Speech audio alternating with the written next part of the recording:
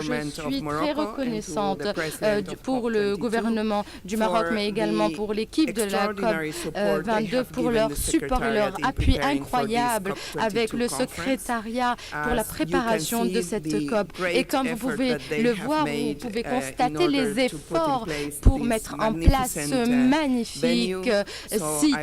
Et j'aimerais vraiment souligner ce fait et souligner la beauté de ce site. Et j'espère que vous vous sentez bien et confortable ici et que nous allons véritablement avoir une très bonne session de travail et deux semaines de travail dans le cadre de notre conférence. J'aimerais également ouvrir cette conférence avec d'excellentes nouvelles. Comme vous le savez, l'accord de Paris est entré en vigueur il y a 2 jours et moins de 12 mois avant qu'il n'ait complété une année, avant la fin d'une année. Et on peut dire qu'il y a 30 jours quand 55 pays représentant 55% des émissions ont déposé l'instrument de ratification et l'acceptation et ont accédé à l'accord. Mais la bonne nouvelle également, c'est que ce momentum ne s'est pas arrêté et je peux aujourd'hui annoncer que nous allons atteindre un total de 100 pays qui aujourd'hui font partie de cet accord avant la fin de ce week-end. Et donc nous sommes plus qu'à mi-chemin du but d'avoir tous les pays dans cette terre, sur la terre, qui traduit cet accord en un accord légal. Et je suis sûre que dans les prochains jours à venir et dans les prochaines 2 semaines, d'autres pays s'ajouteront à cette signature et d'autres pays pourront également célébrer et avoir encore plus de pays. Donc, qu'est-ce qui va se passer ici à Marrakech? Je suis sûre que vous avez tous vu l'agenda provisionnel pour l'agenda pour les CMP qui montre un très grand travail qui a été mis en place pour Marrakech. En plus de cela, Marrakech va accueillir également la première réunion du CMA. De l'accord de Paris. C'est un moment de célébration, mais en même temps, c'est un moment de réflexion sur les tâches et les défis qui vont devoir être confrontés pour avoir une mise en place et avoir des supports pour les pays vulnérables qui pourront agir. Le travail se continuera à Marrakech avec une transparence et avec un livre de règles qui montrera de meilleures actions à tous les niveaux. Cette entrée en vigueur de cet accord est une suite rapide. Marrakech va également donner l'opportunité de présenter formellement l'agenda des 100 milliards de dollars pour les pays en voie de développement d'ici 2020. Et sur le côté financement, le comité va présenter sa présentation qui va montrer une vision sur les flux des changements climatiques pour la période 2013-14. Et ils vont également avoir un événement, un side event en novembre qui aura lieu demain. Les gouvernements vont également chercher l'adaptation et les mécanismes pour la construction des capacités, pour que les pays puissent montrer leur force institutionnelle pour avoir eux-mêmes leur propre plan par rapport à une énergie propre et durable. La COP22 va également permettre des forums qui vont présenter des initiatives qui appuient des contributions déterminées à ce niveau qui vont montrer les pays à intégrer ces NDC dans leur agenda de développement en même temps que le développement durable ou l'objectif de développement durable. Une des initiatives par rapport à cela, c'est le NDC, le partenariat NDC qui est pour les pays en voie de développement et les institutions internationales qui sont en train de travailler ensemble pour donner un cadre de support pour les pays en voie de développement. Marrakech va également donner une action climatique globale pendant 2 semaines qui va présenter de nouvelles initiatives par les différents acteurs, partenaires privés et publics qui ont des actions sur plusieurs niveaux sur le changement climatique. Également, les champions des changements climatiques vont avoir le support de secrétariat et ils ont présenté des événements véritablement importants pendant la COP22 et les champions auront leur propre conférence de presse mardi. Nous allons également avoir la présence de plusieurs CIO, des leaders dans leur domaine de travail, dans les gouvernements, dans des gouverneurs, et je vous encourage réellement dès maintenant de chercher à savoir qui ils sont pour savoir comment ils mettent en place les systèmes pour lutter contre les changements climatiques. Je crois que je vais m'arrêter ici et je serai heureuse de prendre vos questions par la suite. Votre Excellence. Merci beaucoup. Merci Patricia. Merci à toutes et à tous de votre présence. Je voudrais me joindre à Patricia pour vous souhaiter à toutes et à tous la bienvenue à Marrakech. J'espère que votre séjour démarre bien, que celles et ceux qui connaissent Marrakech retrouvent un visage COP de Marrakech, et ceux qui visitent Marrakech pour la première fois aient la possibilité de mieux la connaître et à travers elle connaître ce pays, connaître ce peuple et connaître cette civilisation. Le Maroc et les Marocains sont heureux de vous recevoir. Et les Marocains et le Maroc sont heureux d'abriter cette COP qui, comme l'a dit Patricia, est en train de marquer et marquera certainement les esprits. On a eu Paris et c'est une occasion de rendre un grand hommage à la France pour l'extraordinaire travail qui a été accompli. Et à travers la France, rendre hommage à tous les pays qui ont rendu possible l'accord de Paris.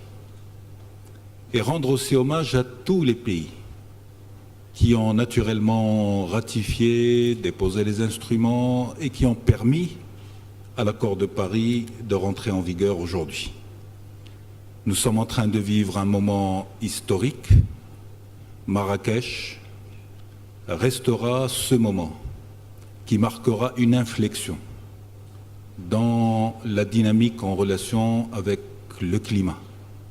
Marrakech sera cette COP de l'action, parce que, après tout ce que nous avons vécu et qui est lié à une prise de conscience globale de l'urgence d'agir, il est important que Marrakech ne puisse avoir autre chose qu'une facette du concret, de l'action, je dirais même, et j'oserais le mot, de la rupture, parce que c'est ce qu'attend la communauté internationale de Marrakech. Ce qui est attendu de tous les pays qui vont apporter cette accélération de dynamique à l'occasion de la COP de Marrakech, c'est cette rupture, ce changement de paradigme. Et quand je parle de changement de paradigme, je parle de cette nécessité de se projeter déjà dans ce que devra être le monde de demain.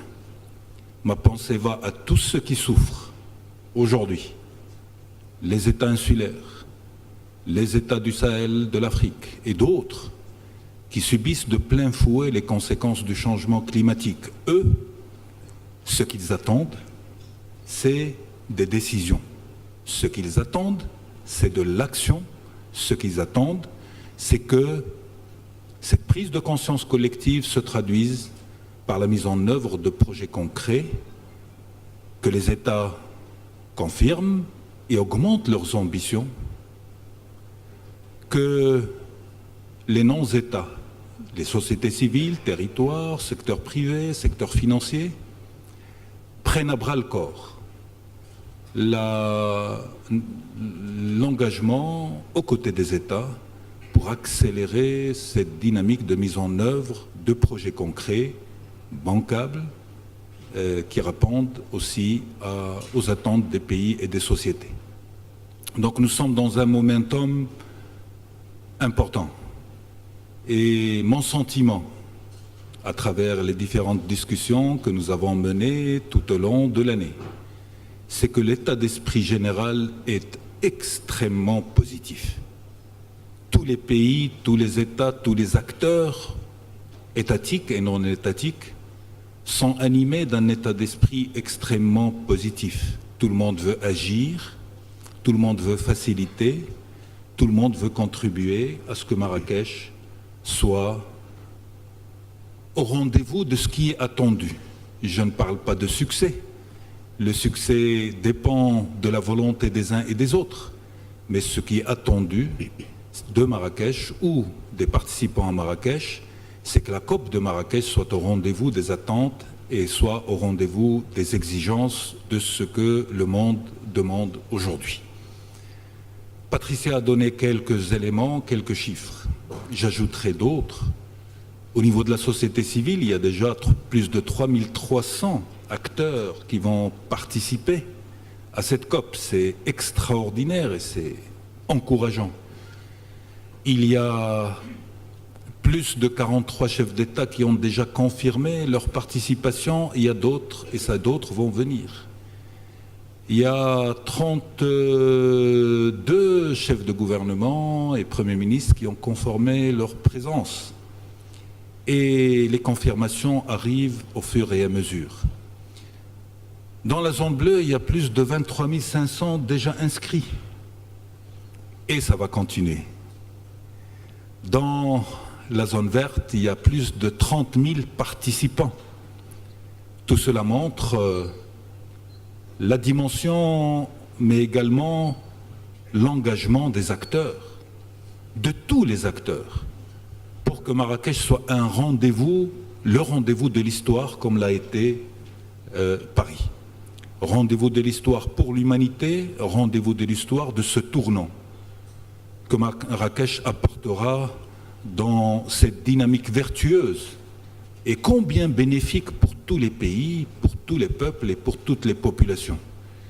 Et je voudrais à cette occasion affirmer que la présidence marocaine sera une présidence de facilitation, d'inclusion.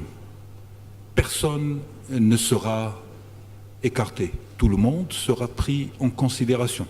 Notre rôle, compte tenu de cet état d'esprit et dans cette dynamique, ne peut être autre que celui du rapprochement des points de vue, de facilitation, mais surtout d'encouragement. Encourager les uns et les autres à changer de paradigme. L'accord de Paris est rentré en vigueur. Les attentes sont claires. L'urgence est là. Il n'y a plus de retour possible dans les négociations à ce qui a été convenu à Paris. Nous ne pouvons qu'avancer. La question du financement est fondamentale. Nous savons quelles sont les attentes. Nous avons, par rapport aux pays en développement, 5 chantiers majeurs qui sont l'énergie, les villes, les forêts, l'agriculture. C'est autant d'enjeux aujourd'hui qui sont là. Merci beaucoup. Vous avez parlé d'un momentum et de ne pas revenir en arrière, mais que va-t-il se passer quand Trump va gagner les élections et qu'il va vouloir arrêter tout cela? Aujourd'hui, As you know, et comme vous le savez, setback on a formal treaty that C'est un traité qui a été ratifié, qui entre en vigueur. Pour qu'il soit légal, en tout cas, il faut certaines procédures. Mais j'aimerais tout de même souligner le fait que la grande crédibilité de l'accord de Paris en termes de non seulement de gouvernements qui se sont engagés dans cette ratification et dans cet accès, mais également parce que véritablement ce mouvement, cet élan qui a fait que l'accord soit pas possible a permis l'entrée en vigueur dans un temps si court. C'est véritablement un temps record. Donc, on sera prêt et nous espérions en tout cas travailler avec le président qui va gagner les élections et nous espérons que nous allons pouvoir travailler de manière constructive et positive et avoir une relation positive. C'est un de nos partenaires les plus importants. Et bien sûr, sa participation dans cet accord est cruciale.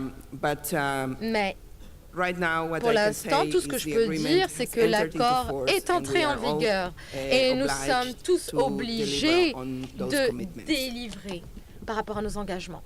Marrakech, on va dire qu'elle aura réussi son challenge si elle arrive à une forme de consensus autour d'un mécanisme contraignant pour les pays pour effectivement drainer les fonds nécessaires pour l'Afrique, pour les pays victimes etc. Est-ce que ça sera la priorité de Marrakech pour que la ville entre véritablement dans l'histoire? Il est vrai que cette COP se tient sur un pays, un territoire du continent africain. Naturellement, l'Afrique sera présente durant cette COP et l'Afrique est concernée parce que l'enjeu en Afrique est un enjeu sérieux. Il est sérieux à tous les niveaux. Les villes ont connu une croissance de 70% durant les 10 dernières années. Le besoin en énergie, c'est un besoin de croissance de 30% chaque année. Les pressions sur les villes, sur l'agriculture, sur le déplacement des personnes, sur également les questions de la déforestation et de la désertification. La problématique de l'eau, c'est autant des questions auxquelles l'Afrique est confrontée en tant que continent, et en plus, c'est le continent qui va connaître un doublement de sa population dans les 30 prochaines années. C'est aussi le continent qui va connaître une croissance des villes à un rythme ahurissant, parce que nous allons passer en l'espace de 20 ans de 52 villes de plus de 1 million d'habitants à 100 villes de plus de 1 million d'habitants. Donc l'enjeu de l'Afrique est un enjeu sérieux. À côté de cela, il y a l'enjeu des États insulaires, qui, eux, sont menacés de disparition. Imaginez des États, des territoires dont les populations savent à l'avance qu'ils vont disparaître et qu'ils doivent trouver d'autres solutions pour leur survie. Donc, il ne peut y avoir à Marrakech que des engagements, plus ils sont contraignants, plus ils sont utiles dans la dynamique. Mais je dirais encore plus parce que je viens d'un monde un peu plus pragmatique. Nous sommes dans une dynamique vertueuse. C'est l'engagement des États, il est important. Mais l'engagement de la société civile, du secteur privé, du secteur financier, des territoires, des villes, qui va impulser le rythme et la dynamique. Je viens également du monde financier. Et je sais que le monde financier suit cette dynamique et se prépare déjà.